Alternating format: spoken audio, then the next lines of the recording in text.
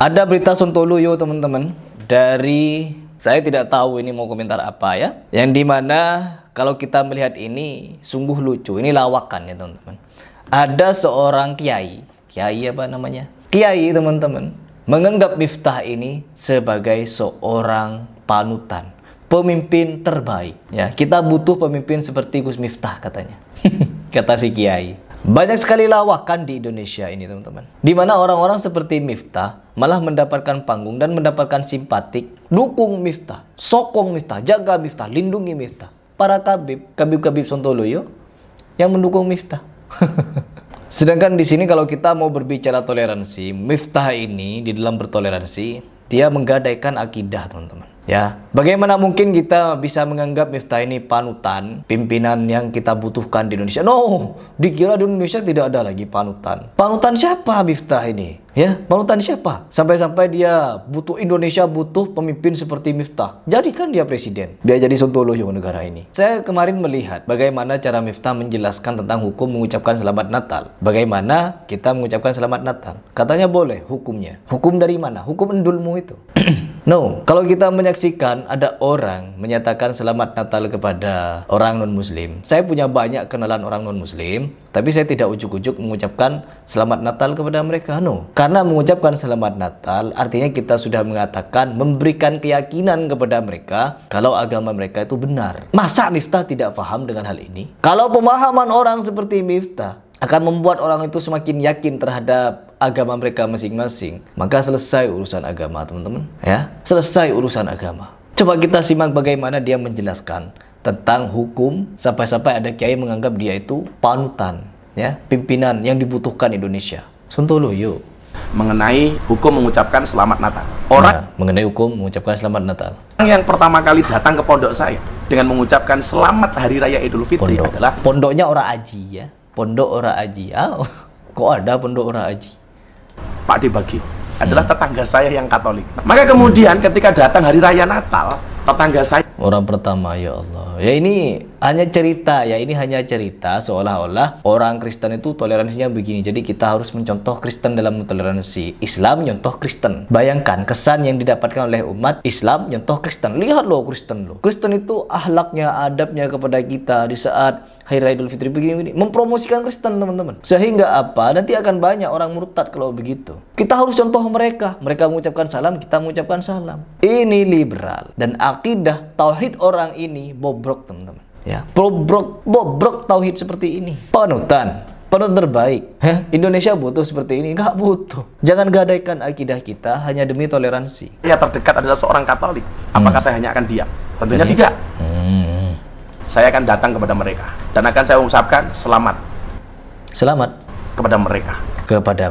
Selamat kepada mereka teman-teman. Kadang kata-kata itu banyak yang disembunyikan. Kadang mengucapkan selamat saja, mengucapkan kalimat selamat saja teman-teman, ini penafsirannya berbeda ya. Orang-orang akan berpikir apakah ketika kita menganggap suatu agama itu salah, benar, ataupun melenceng, ataupun bagaimana, sikap kita itu harus tegas. Kita tidak meyakini bahwa Allah punya anak, Yesus bukan Tuhan, cara beribadah kepada Allah bukan begitu, begini caranya, kalau ingin menjelaskannya begini begitu.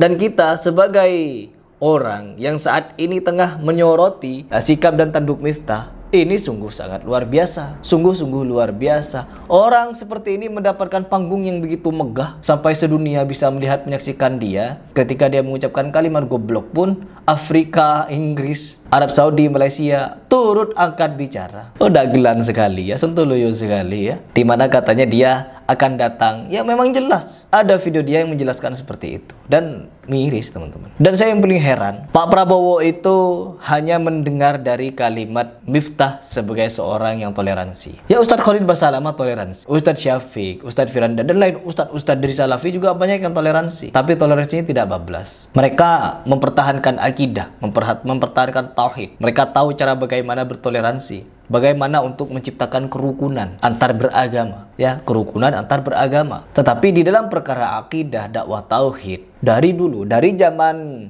keempat imam mazhab, bahkan pada zaman Nabi Muhammad SAW, semua orang ketika berdakwah tentang kebaikan, amar ma'ruf ya teman-teman, berdakwah tentang kebaikan, fastabiqul khairat, aman hidup teman-teman. Karena fastabiqul khairat bukan cuma diajarkan Islam, berlomba-lomba dalam kebaikan bukan cuma Islam yang mengajarkan. Hindu, Buddha, Kristen, semua agama mengajarkan fastabiqul khairat. Bahkan orang-orang yang tidak beragama pun, mereka itu berlomba-lomba dalam kebaikan, tahu mana baik, mana buruk dan lain sebagainya. Mereka tahu. Tetapi Islam bukan cuma diajarkan untuk berlomba-lomba dalam kebaikan saja. Islam juga diajarkan bagaimana untuk mengajak orang pada kebenaran. Demi masa, kata Allah Subhanahu wa taala. Sungguh manusia itu, semua manusia ini hidup dalam kerugian. Ingat, semua manusia, bukan semua muslim. Semua manusia hidup dalam kerugian, kecuali mereka yang beriman dan saling mengajak dalam kebenaran dan kesabaran. Hak mengajak pada yang hak. Islam mengajak kita untuk saling mengajak dalam perkara yang hak, meninggalkan yang batil. Tapi ini apa? Miftah ini sombong teman-teman, menyombongkan diri. Sampai-sampai apa? Bukan cuma ajarannya seperti ini, toleransi kebablasan. Sampai-sampai banser-bansernya menjaga gereja. No, dia di dalam hal seperti ini sampai-sampai menyatakan dirinya itu dihargai miliaran. Rambutnya saja 1,5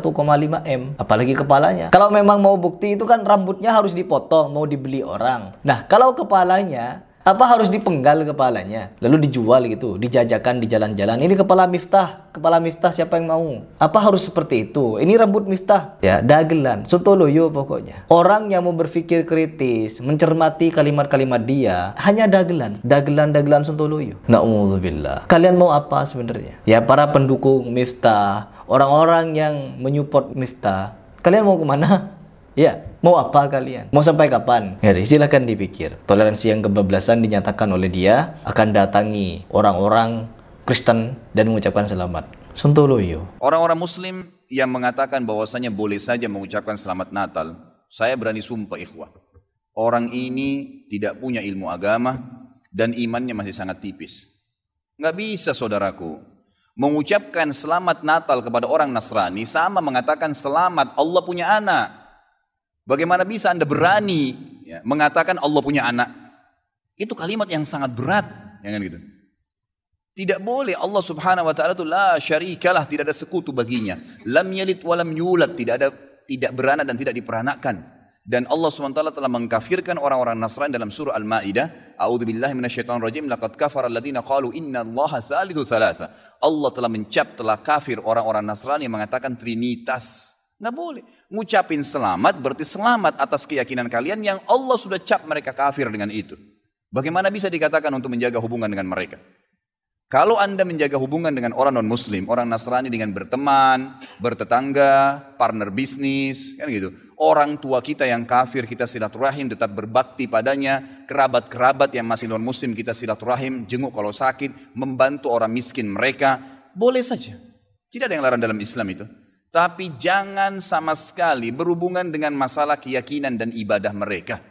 Nggak boleh memang dalam masalah ibadah. Allah mengatakan, ini tadi subhanallah saya pikir antum sudah tahu nih.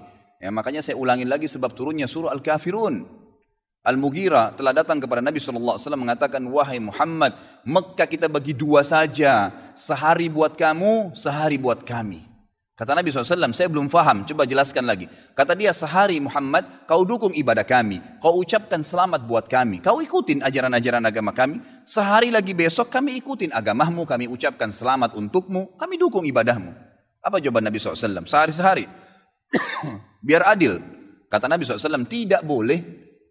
Kata dia, wahai Muhammad, sehari buat kami, dukung kami, ucapkan selamat buat kami, ikutin ritual kami, seminggu buat kamu. Kata Nabi SAW, tidak boleh.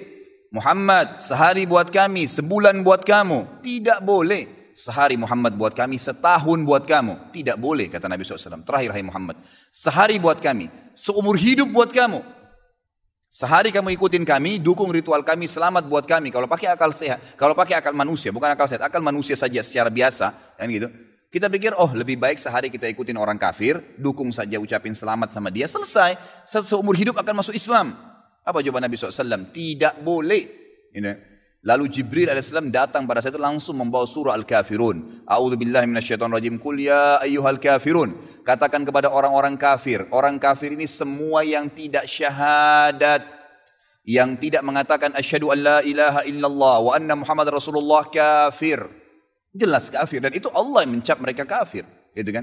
Kafir artinya tidak beriman kepada Allah Subhanahu wa taala. Orang Nasrani aja mengkafirkan Yahudi kok. Itu. Yahudi mengkafirkan Nasrani, mengkafirkan Muslim. Kenapa orang Muslim nggak bisa mengkafirkan? Karena sementara kita jelas-jelas meyakini kenabian Musa, meyakini kenabian Isa alaihissalam. Gitu kan? Mereka yang memungkiri Nabi Muhammad SAW, Nabi terakhir, berarti tidak beriman sempurna kepada Allah Subhanahu Wa Taala. Dan sudah banyak ayat Quran menjelaskan masalah itu. Gitu kan? Kata Allah Subhanahu Wa Taala, ya, Qul ya ayyuhal kafirun, la a'budu ma ta'budun. Semua Yahudi, Nasrani, Majusi, penyembah api, penyembah gunung, penyembah pohon, penyembah apa saja, semua selain yang tidak syahadat ini, saya tidak ikut-ikutan acara ritual kalian, tidak akan ucapin selamat buat kalian, tidak akan pakai atribut-atribut kalian, dan kalian juga tidak usah repot-repot ikutin agama saya, nggak usah. Kita nggak butuh Nasrani. Saya tanya, pada saat sholat Idul Fitri, ada orang Nasrani ikut-ikutan? Idul Adha, gitu kan? Mereka berurus dengan agamanya sendiri. Kenapa orang Muslim pusing dengan acara ritualnya orang lain? Diulangi lagi. Ya, setelah dikatakan kalian tidak usah ikut-ikutan, saya tidak usah ikut-ikutan juga, diulangi lagi. Wala antum ma'budun ma'bud, wala na'abidum ma'abadtum, wala antum ma'budun. 2 kali diulangi. Dan saya tidak akan ikut-ikutan, kalian juga tidak usah ikut-ikutan. Terus begitu. Terakhir dikatakan oleh Allah, lakum dinukum waliyadin. Kalian punya agama, saya juga punya agama. Titik, selesai. Gitu kan? Emang sudah begitu. Kalau anda bilang, oh itu cuma kata-kata, nggak masalah. Kata-kata bisa membuat anda murtad, saudaraku, bisa masuk neraka, gitu kan? Sadarkah anda dengan satu kalimat, anda kalau mengatakan satu kalimat sekarang, semenit kemudian kalau anda yakin dalam hati bisa masuk neraka kalau meninggal, kalau anda mengatakan saya murtad, memang dari hati mau keluar dari Islam, semenit kemudian dicabut ruhnya oleh malaikat maut, masuk neraka. Kalimat, kata-kata, bahaya tuh, gitu kan? Mungkin teman-teman juga sudah tahu yang dialog antara Muslim sama Nasrani di Amerika. Si Nasrani mengatakan, kenapa kau tidak ucapkan kalimat Natal, selamat Natal buat saya? Kata si Muslim, ya kata si Nasrani, itu kan cuma kata-kata. Kata si Muslim, kenapa, apa kau sudah syahadat? Si Nasrani bilang, enggak. Kenapa kau enggak syahadat? Dia bilang, kalau saya syahadat, saya tinggalin agama saya. Kata si Muslim, itu kan juga cuma kata-kata. Sama, gitu kan? Jadi enggak boleh. Tapi hal-hal yang ditoleransikan dalam agama, silahkan. Tadi saya bilang berteman, bertetangga, silahkan. Tapi jangan dukung masalah ibadahnya. Enggak boleh. Sampai pernah ditanya kepada Syekh Bimbas, apa hukumnya orang-orang, mohon maaf ini teman-teman kita, semoga Allah berikan hidayah yang belum tahu, yang menjadi security menjaga gereja misalnya, atau orang-orang yang menjadi tukang parkirnya karena lagi banyak mobil, halalkah pendapatannya? Bolehkah itu? Fatwa ulama tidak boleh. Karena ada hadis Nabi SAW yang berbunyi, kalau ahli kitab, khusus Yahudi dan Nasrani terutama, kalau mereka sedang beribadah di tempat ibadah mereka, jauhilah, karena laknat Allah sedang turun. Hadis Nabi SAW. Kenapa nggak bisa cari rezeki di tempat lain? Subhanallah, rezeki itu sudah dibagi oleh Allah SWT. Hati-hati saudaraku, gitu kan? Jadi orang yang mengatakan seperti ini karena tidak paham agama. Bagaimana bisa dia mengatakan Tuhan punya anak? Gitu kan? Jadi tidak boleh sama sekali ikhwah, yang nggak boleh. Jadi kita harus tahu mana yang boleh dan mana yang tidak boleh. Dan anda wajib ingkar mungkar. Ingatkan apa yang saya sampaikan tadi. Kalau juga dia tidak mau dengar, selesai, gugur kewajiban anda.